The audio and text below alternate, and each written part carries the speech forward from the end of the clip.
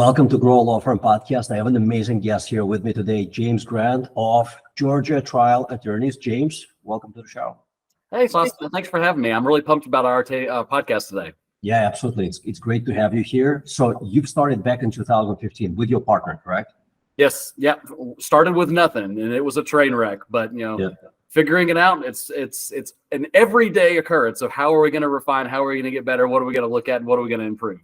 So fascinating. What made it such a train wreck out of the gate? It's generally the typical mantra with most attorneys is none of us know anything about business. Mm-hmm. Most attorneys are terrible with math, terrible with numbers, and yet the vast majority of us end up owning our own law firms, which we don't really think about as business entities, but that's exactly what they are. And if you get thrown into it, you kind of have to figure it out. But it's one of those things. Looking back, I wish I would have had a coach early on. I wish I would have had somebody to tell me this is actually how you run a business. You just don't set up shop and all of a sudden the stars align and everything works out and unicorns and rainbows and sunshine and lollipops start happening. So interesting that you put it this way, because I always think about it this way. Attorneys, about 2/3 of all attorneys in the United States, and there are roughly like 1.4 million. So we're talking about like 800,000 people are either directly self-employed or somewhat self-employed because they kind of sort of eat what they kill, right? You work in a small law firm environment.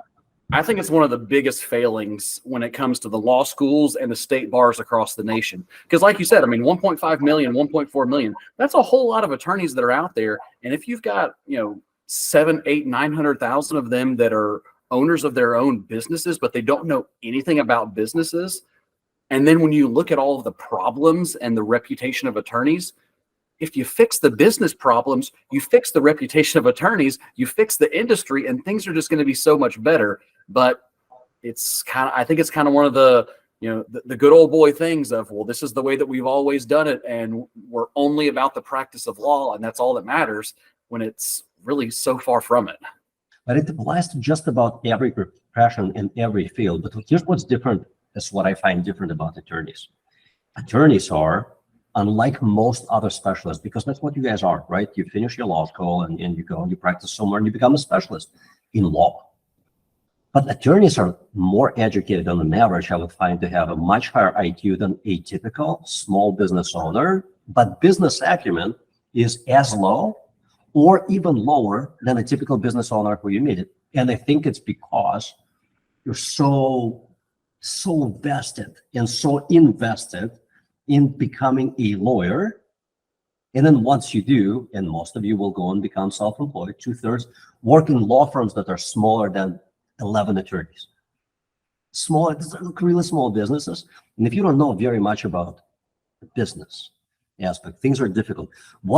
If you could remember, going back to 2015, so this is 8 years ago, 3 things that made it exceptionally difficult, made it that train wreck, as you put it. I think a lot of it starts with kind of what you were alluding to just a second ago of when you go back to the environment that we started in. When we started in law school, we're generally, that higher IQ, the smarter people of the undergraduate degrees. And then you put them in this super competitive, cutthroat environment to where you're the best. You have to be the best. And you're the only person that can have the right answers.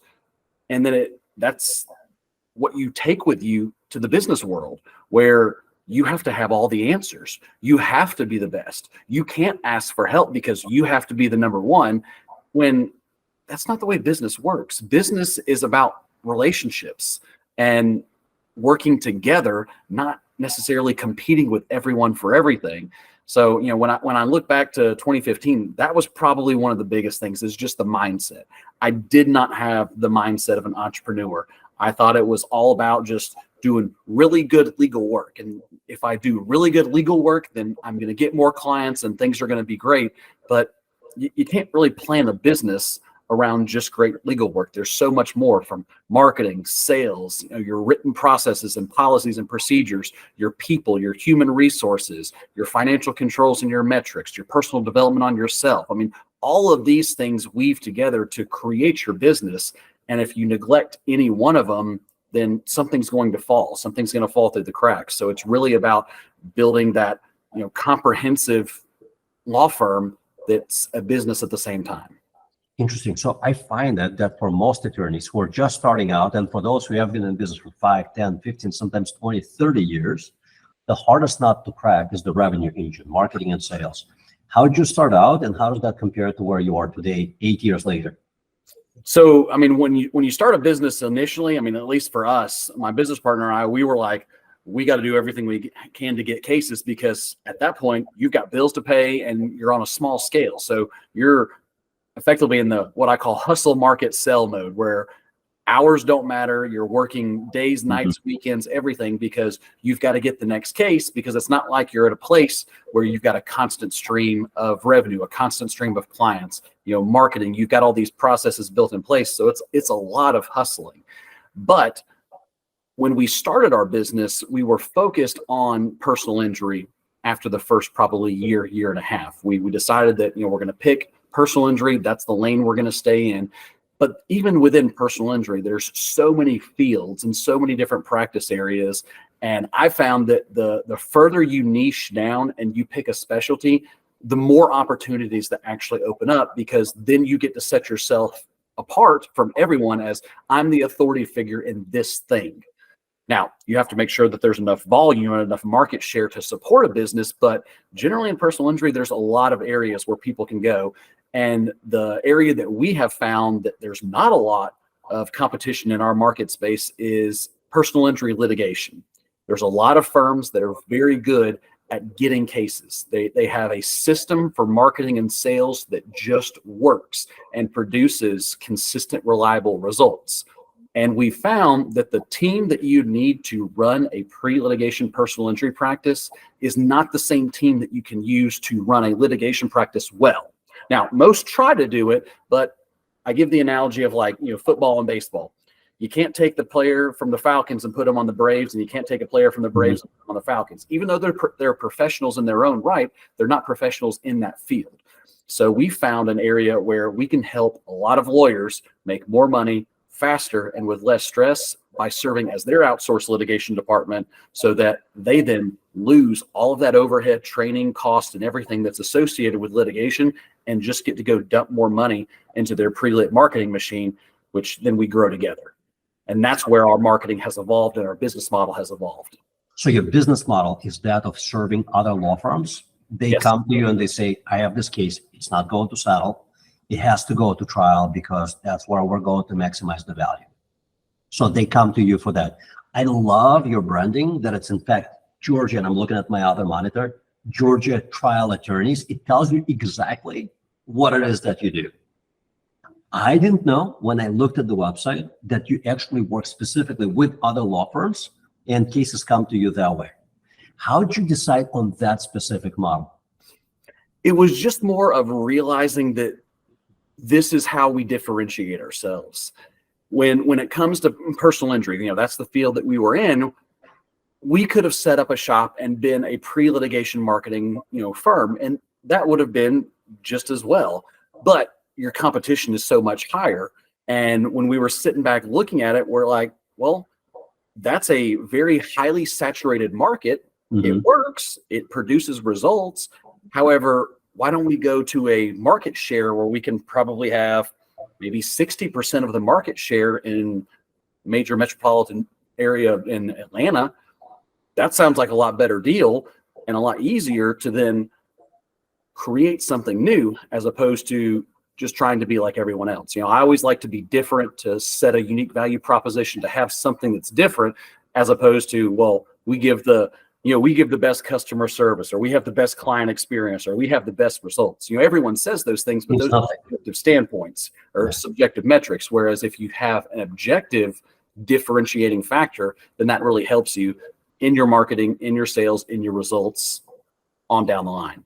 Definitely. So let's suppose that I am an attorney and I have a case, which I'm not, but I have a case in the state of Georgia, and it should be litigated. And I come to you and I'm looking at you and I'm like, James, why you? Why not anybody else who does what you do? So the way we differentiate ourselves is there are a few other law firms that do what we do. as far as handling litigation for other firms. But the big differentiating factor is a lot of those firms, they also run a pre-litigation marketing campaign out of their firm. So what that does is it kind of introduces this weird dynamic where if you and I are working together, well, you're going to send me a case, I'm going to work that case, and we're going to work together. But when the case is done, I'm going to send you a part of the fee, I'm going to take a part of the fee, and then I'm going to step over here to where now we're competitors. So now you're indirectly funding your competition, because over here, I don't really want you to look at this, but guess what? I'm competing with you at the same time. Whereas what we've decided is, well, we're in the business of helping people. I'm in the business of helping other lawyers. I'm in the business of helping their clients. And if I truly want to say that that is what I'm doing, I can't be your competition at the same time. So that's our commitment, is if you're going to work with us, we're going to grow together. We're not going to compete. We're going to complement. So that means no digital ads, no Facebook, no Google, no buses, no billboards, no TV, no any of those things, because I don't want to compete for your clients. I just want to know other law firm owners like you, so I can help you and other businesses grow their pre-litigation business by working on their litigation. Good for you. Your website was not very clear about that. Like, I wouldn't have gathered it from that. I think that you should have a video that just like says exactly what you just said, right? So if I was an attorney, and obviously I have a myriad of options where to go with the case or cases, right? Like I listen to you and I'm like, that makes so much more sense. This is my partner rather than my co-partner who is going to compete with me here. But well, to your point, that's something that I'm actually working on this week, because I'm shooting a couple new videos and we're going to put it on the website, so that way we can clarify that message as well. Got it. What is, like, if you look at the last 3 years, and the last 3 years have been so unusual, we're recording this in the middle of 2023. So 2020, 21, 22, now in 23. What is your average growth rate, like revenue growth rate? I don't need to know dollar numbers, but what are you growing, like, as far as percentage on annual basis? Yeah, I mean, so we've had some pretty significant growth. For the first couple years, from 2015 to 2018, we probably had an average of 35% growth. I mean, that was great for, a new business, but everything was kind of like pants on fire. We didn't know how to run a business. We didn't have metrics. We were just kind of like groping our way in the dark through this process. In 2018, we hired a business coach, and that really, catapulted us exponentially. I think at the end of 2018, our gross revenue was $674,000. Last year, we hit $1.7 million. This year, we're on track for somewhere between, $2.6, $2.8 million. And that growth is attributed to the fact that we now run a business that just so happens to practice law. We don't just have a practice. We have a business that has repeatable processes, repeatable procedures that we're able to leverage. And myself and Mark, we don't work in the business anymore. We work on the business so that we can be the visionaries of what the business looks like in the next 1, 3, 5, 10 years down the road. So a lot of really strong insights there. You decided to, and I just want to point this out to other attorneys who are listening to this.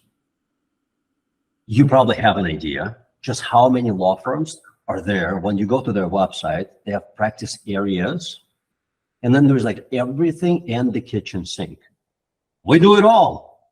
Business law, done. Estate planning, of course. Trust, probates, yes. Criminal defense, obviously. Real estate, we do it. Personal injury, naturally. The riches are always in the niches. This is a case in point.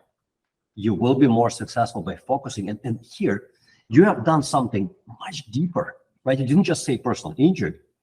You niched down and said personal injury, working with other law firms, not going out directly to the marketplace and trying to solicit business from the marketplace. Your marketplace are personal injury lawyers, which is amazing. You hired a business coach 5 years ago, which revolutionized your business. It sounds like from 2022 to 2023, you're going to grow at approximately 65%. This is how it compares to other professional service organizations like law firms. In a typical year, they grow at a rate of 4.3%. So you are like 15xing it, 15% faster. Now we can say this year we're still experiencing significant inflation, So we can adjust it for inflation. Let's say that others are going to grow if they can adjust their fees, which a lot of law firms cannot adjust their fees. So inflation is 10%, but my fees are going up at a click of like 4 or 5%. So I'm actually like slowly drowning. But let's say that they can grow with inflation and say that they increase 10%. You're going to grow 65%, which is 6.5 times faster than a typical law firm. Keys to success: hyper focus on one business sub niche. Yeah. Not even a niche, it's not personal injury. It's personal injury working with other lawyers. Having a business coach that revolutionized your business. Is there another thing that you would look back and say, like over the last 5, 6, 7, 8 years, this was just mission critical for us to get to where we are today? It's got to be the ability to adapt. Mm-hmm. As business owners, and especially in the legal profession, things like technology scare a lot of people. And, there are still those law firms that, have brick and mortar offices where everybody comes into the office every day and everything is paper files. And, that's the way things worked. That's not the future of the practice of law. So when you see things that come, you can't be scared of technology and advances. I mean, we're leveraging things with AI that most attorneys are scared of, or they're scratching the surface with. And the more you embrace technology and change, you're going to catapult yourself ahead of your competition to where, for example, like these big insurance companies that we're going up against all the time, they're using systems that were created back in 2005. Mm-hmm. They move very, very slow, these giant corporations. But with a small law firm like me of 20 people, we can move very, very fast. So speed is your key. Don't let technology and those other things scare you. You mentioned 20 people. That really caught my attention. How many of those are actually attorneys? So we have 3 producing attorneys. Mm-hmm. We have another contract attorney as well that's more part-time. But it's 3 producing attorneys, and we have a large virtual assistant staff as well. So we have a large part of our office that is in Mexico, and that we use to do a lot of the work in our cases from an administrative standpoint as well. I love it. So if you're listening to this, if you're watching this, please take a note. This is not the future. This is happening today in 2023. And for some law firms, it's been happening for a couple of years now. So if you cannot build a virtual team, chances are your costs are significantly higher than those of your competitors can. By the way, I'm going to put in a plug for a friend who's been on my podcast a few months ago, Sam Malay. I don't know if you ever met him, but the virtual law firm guy, he operates 7 law firms without really operating them. So I love that you said that you and your partner mostly focus on working on the business, not in the business. Sam is just another example. I mean, the guy's probably in his like early 30s, 7 firms. I mean, it's possible. It's possible. I asked him how, and he was like, I have a great business manager who oversees all 7 firms. And I'm like, Sam, I know that everything that you do is virtual. Where's your business manager? And he's like, Philippines. Oh, and we've seen it for years. I mean, large corporations like Target and all these, customer service based companies, you would call and you would speak to somebody in another country. And so we've known about this, but it really wasn't until COVID where we were forced into a virtual environment that we realized that we could really embrace this and leverage the abilities of a global pool of candidates, as opposed to just, people that live within a, 5 to 10 mile radius of your physical location. That really hampers you from a hiring standpoint. Do you not have a physical office, like headquarters for your law firm at all? Does everyone work from home? Yes to both. We do have a physical location. The one thing that we really haven't been able to figure out is incoming mail. We haven't been able to figure out a solution to deal with incoming mail just because we're dealing specifically with a lot of checks, and outsourcing that proves difficult. You can outsource incoming mail if you're not dealing with checks, but dealing with checks and deposits and stuff like that, that's been a tough one. So we have a part-time receptionist that comes into our physical office 2 days a week to handle our incoming mail, but everybody else works virtually. Sometimes, our attorneys will get together to kind of have, a day together and spend time physically in person at the office or grab lunch together, but everybody works from home. I work from home, and I've learned to embrace it. That's amazing. I've worked from home since 2017. Yes, I have an office right now. I'm in our Chicago office. I hate the commute. It's 27 miles one way. And Chicago, I-94, Edens, is always under construction. Every year. I've been in Chicago for 30 years. Every single year, it's under construction. So to me, it's just such a drag. I had to, like, once a month or so, my partner and I have in-person meetings. So I drive down here. He actually lives in the city. I'm in the burbs. It's such a hassle. Congrats, man. This is a lot of progress. 5 years from now, where do you see your law firm? So our law firm may not be too vastly different from where we are today. We still, plan probably in the 40 to 60% growth for the next couple of years. However, Mark and I's focus is probably going to transition from running this business to running a couple other businesses. We're putting some things together right now for. We hate case management softwares that are out there. I hate the vast majority of them. And it's not a knock against them, but it's for what people think case management softwares do versus what they actually do. Most case management softwares just do three things. They take notes, they're a calendaring system, and they help with some document generation. But there's no real true automation to the processes and the workflows, which so many people think that's what they're getting. Where Microsoft is just the most wonderful thing that's out there.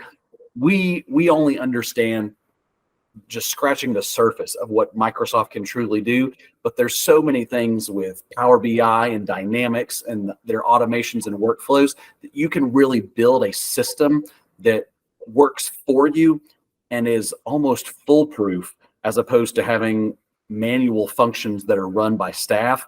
And so we're building some things that we hope to have maybe at least an alpha and beta test by the end of this year, beginning of next year, that we can, start to leverage some of the big boys in the tech world to scare them. Good for you. So when you have that beta version or alpha version, whichever, let me know. Come back on the podcast and demo it here and just explain how that's going to, because everybody in B2B buys for one of three reasons or a combination of them. This will help us grow revenue, or this will help us cut costs, or this will help us increase market share. When it comes to law firms, nobody thinks about market share, so we can scratch that. So it either helps you increase revenue or cut costs. When I look at practice management software, we know people at Clio. I've interviewed one of their executives on this podcast. I think it's a good system, but I'm not a lawyer. I'm not an end user, so I don't know. I cannot promote it. But I know that just implementing Clio, as flawed or as perfect as it may be, still cut costs tremendously. So I assume that whatever you're building is going to cut costs even further because your involvement into that possibly non-billable work, administrative work, is going to be slashed considerably. Is that correct? Yeah. No, I mean, that's a big part. Mm-hmm. There are some tasks that you can't automate when it comes to the high level task that the attorney does. Mm-hmm. But really, we forget that you only need a law license for very few things. You need a law license to give legal advice, to sign documents, but that's not a thing anymore because everything's e-sign, and then to argue in court and attend depositions and hearings. So really, you only need a law license to do two things now. And if your attorneys are doing anything more than that, then you're overpaying for those tasks. So that's where we want to be able to come in and provide resources that actually work, that produce the same results every time without fail for a particular situation. So that way you can automate so much more, have a higher caseload, and lower overhead. Yeah, it's interesting. Most attorneys I speak with, even those who are very ambitious, if they're operating a smaller law firm, they're afraid of the words higher caseload. Without really understanding what it entails, it doesn't mean that you're going to work more. You can hand off more cases to your associates. And if you do things right, your associates should cost you about 1/4 of what it is that they're generating, right? Which a lot of law firms don't do that. They're hiring people when they're 2 for 1. If they can do $200,000, I'm happy to pay them $100,000. No, you're going to bankrupt yourself in the process. Yeah, at that point, you're paying for them to work for you. Yeah, that's a terrible idea. It's a terrible idea, but it is so common. Well-established law firms, we've seen them, 20 plus attorneys, 30 plus attorneys, 40 plus attorneys. And I'm looking at their top line numbers and I'm like, oh, this is not good. And the managing partner who understands numbers usually says, yeah, it's not good. And I'm like, well, how'd you get here? And they're like, here's how we got here. I'm like, well, what do you do about it? And usually we do talk about automation. Interesting piece of data came from Clio when I interviewed John Lennon, their executive. He said that most lawyers, when they sign up for Clio, once they start really tracking data inside the system, they figure out that on average, and they have something like 30,000 active users. It's like on average, they spend 1.7 hours per day on billable work, and the rest of it is just administrative and biz dev. Oh Yeah. But every lawyer you talk to, they're super busy. Yeah. But 80% of the time is spent not making money. That's a tough pill to swallow for sure. So yeah. So he was like once you really start utilizing the software, you go from 1.7 to 2.3. That's a big improvement. We're talking about like 35, 40%, right? It's a big improvement. But I'm wondering, the system that you're working on, if you can forecast like how much of those things, because you said that those software, practice management software, are not about automation. They're mostly about tracking, and you have to do some data input into them. How much automation, like how much administrative / unnecessary work will that software automate? Our plan is that it will be, your AI, and so many people are scared of AI and automation and all this stuff. It's not coming for people's jobs in the sense of what so many people think about it. This is not like Skynet and the Terminator movies where it's going to take over the world. AI alone is not going to take anyone's job. However, an individual that is skilled, that knows how to leverage AI, is going to be able to take the jobs of probably 5 or 10 people, because they're going to be able to use that technology to its maximum potential. And That is be the able to best automate. thing I've heard anyone put it. I'm sorry? That is the absolute best way that I've heard anybody put it. It just makes sense that way. You don't need to be scared of it, but you need to know how to use it, because it will take jobs that are, lower level jobs that can be automated. So now's the time, if you're in that lower level part of your career, look into how you can start leveraging and learning AI so that then you can become that implementer when the time comes and set yourself above the rest. This is very Darwinian. So this is about survival of the fittest, or rather survival of those who can adapt to the change that's already here. It's not coming. It is already here. So let me repeat what you said. Correct me if I'm wrong, but I think that what you said was that AI is not going to replace any jobs, but a person who knows how to use AI may replace 5 people who don't know how to use AI. And I think that this is probably how it's going to play out. For larger law firms, it may take longer, although they're becoming more adaptable than they have been, right? They understand that the change is already here. It's not coming, it's already here. So they will probably start moving faster. But for anyone who learns how to use AI, let me take it back one step. Just because there is AI here doesn't mean that there will be more cases. Case volume globally, regionally, locally, nationwide is going to be the same. Chances are PI cases, there will probably be fewer PI cases 10, 15, 20 years down the road because of all the wonderful technology that's coming on our roadways. There will be fewer accidents. It's highly likely. Everyone anticipates this. So there will probably be either the same or lower number of cases.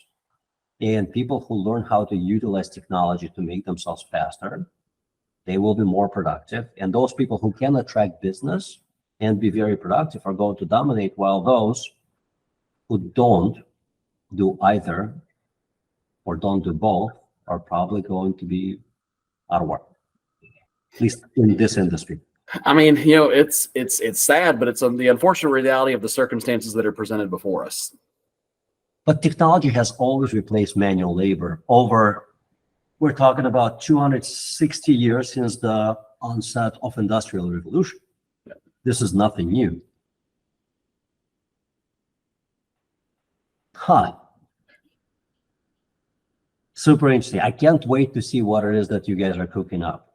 So you are going to not focus on managing the law firm. You're going to focus on something that's actually going to be potentially not 10x, but potentially has 100x on what you do.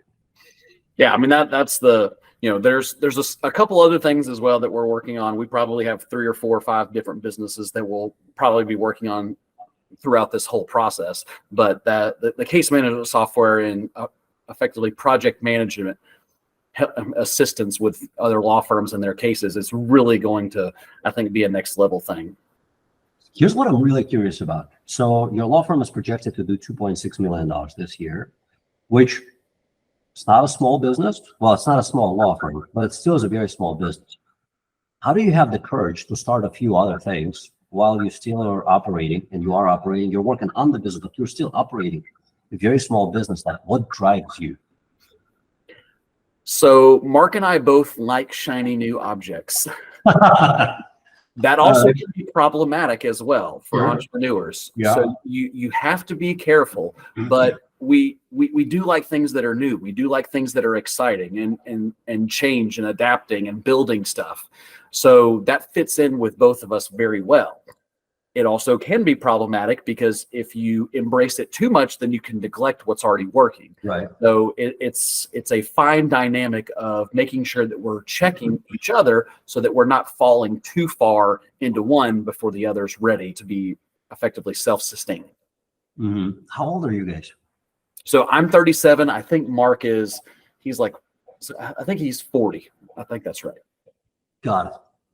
I wonder if this is more of a young man's game where the shiny new object syndrome is running strongest. So I'm in my mid-40s now. I'll be 45 in a couple of months.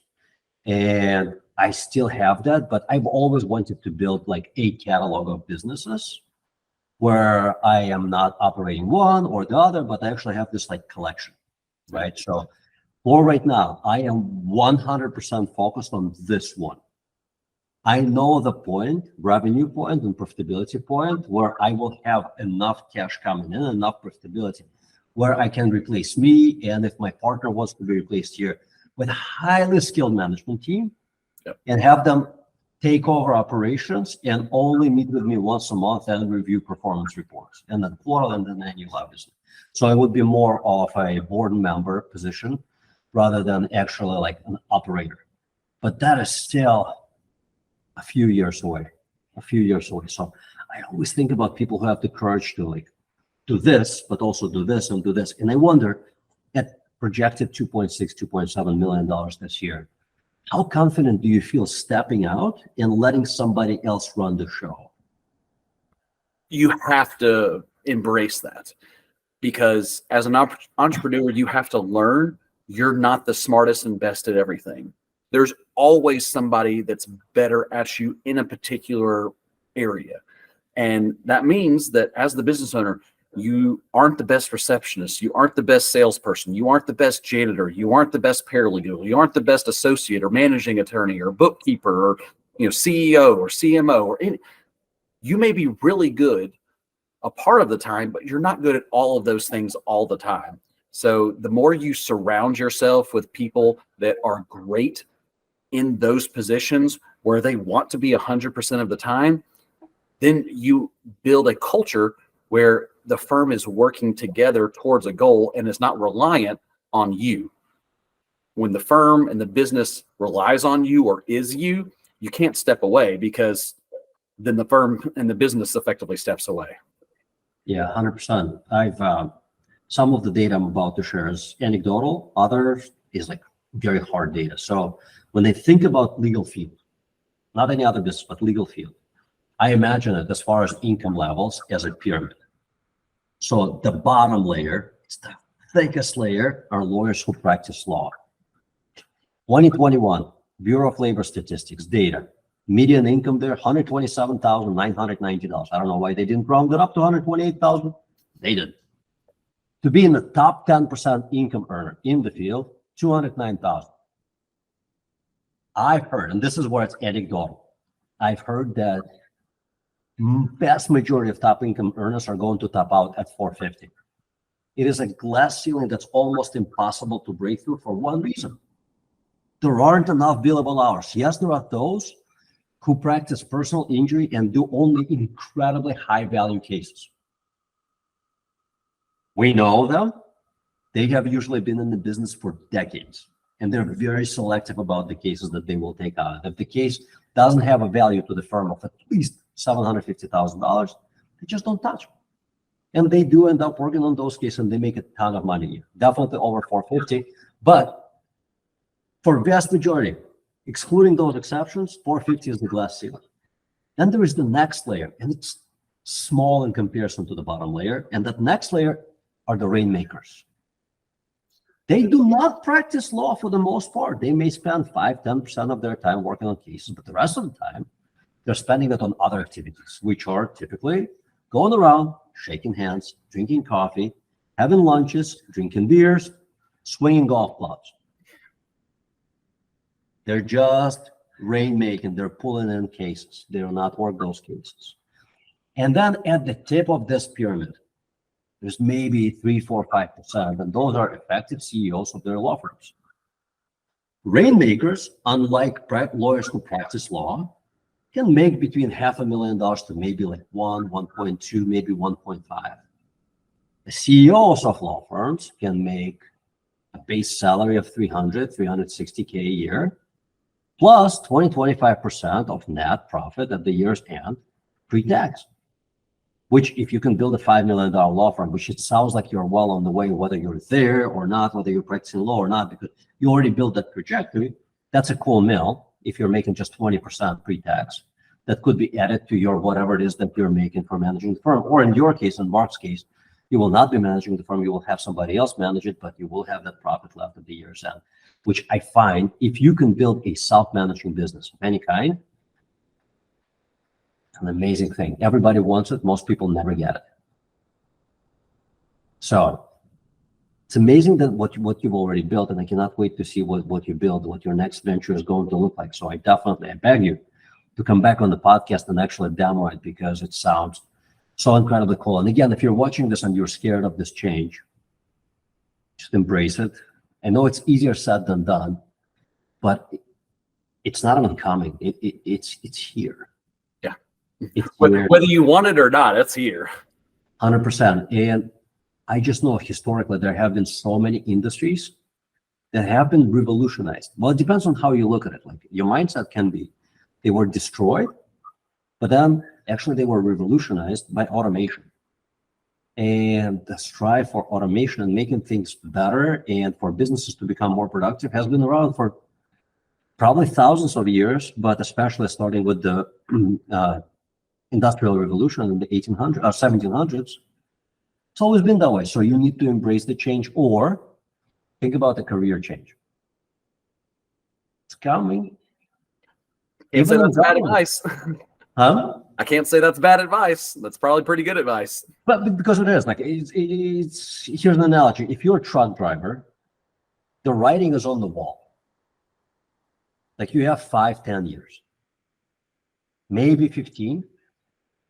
But within that span of time, there's an incredibly high probability that your job will no longer exist. There are 7 or 8 multi-billion-dollar companies that are working on outsourcing your job to a whole bunch of sensors and a computer.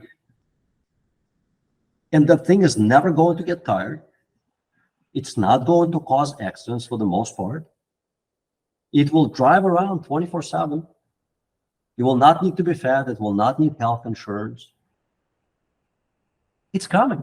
By the way, there are 1 million truck drivers in this country, and there are 2 million others who support those. If you're in that industry, just embrace that it's coming, whether you want it or not, whether you hate the idea, but it's coming. And if you're an attorney, you will not be replaced by AI. But as you, James, put it, you will be replaced by a guy or gal who knows how to use AI, and that person will be replacing 4 or 5 others. It's such an awesome point. Again, like I've never heard anyone put it so well as you did. If anybody wants to get in touch with you because they're looking for an amazing litigation attorney in the state of Georgia, you guys are licensed just in the state of Georgia, right?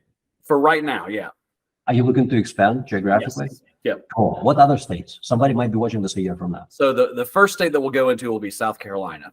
Got it. Okay, next door. Then From there, we'll see. But we first got to get one state wrapped up, and then we'll get into South Carolina and then go from there.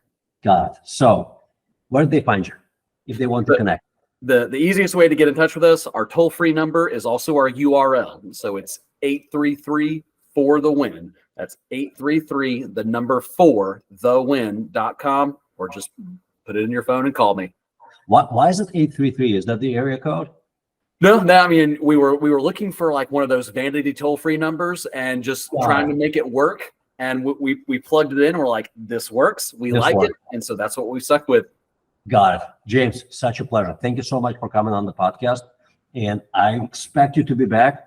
And beg you to be back whenever that thing is ready to be like shown. It doesn't have to be complete, but just show it so people once again embrace that change that's coming their way like a freight train. It's coming. Oh, don't worry. I'll be back. Thanks, James. Thanks. That's a wrap. Man, amazing stuff. It is. I appreciate it. So incredibly rare that I get to talk to, and I get to talk to probably 150, 200 attorneys every year, at least. This one-on-one conversations, not even at conference, but like one-on-one conversations. The number of times that I heard from attorneys that they're working on the business primarily and not doing cases, as far as percentage goes, single digit. Yeah. Single digits. Most lawyers are just so in the mode that they have to do the work. Can't get out of their own way. That's a tough way to live a life long term for sure. Yeah, I always ask them like, well, what's going to happen when the time comes for you to stop doing this? Because usually people get out of business by design or by default. By design is usually profitable. By default is usually soul crushing. Just soul crushing. Like most lawyers can never sell their business. If they sell it, it's something funny like, well, give me like 25% of revenue that will come from whatever referrals I used to get for the next 12 or 24 months. That's not really an exit, right? Or most lawyers probably couldn't sell their businesses because they are the business. Correct. And when you remove them, there's nothing. Correct. So when you're going to move on to the next business, who's going to manage your firm? So we're going to have to hire a professional legal administrator to take that on for us with a managing attorney. Got it. That's awesome. How difficult is it to hire one of those? We'll find out. But this transition will not happen at the year's end, right? So you have some runway. Yeah, we've got some time. Yeah. Good for you. Super impressed. So glad that you came on. No, I appreciate you having me. Yeah, absolutely. So my podcast production team has turned around for about 2-3 weeks now. Okay.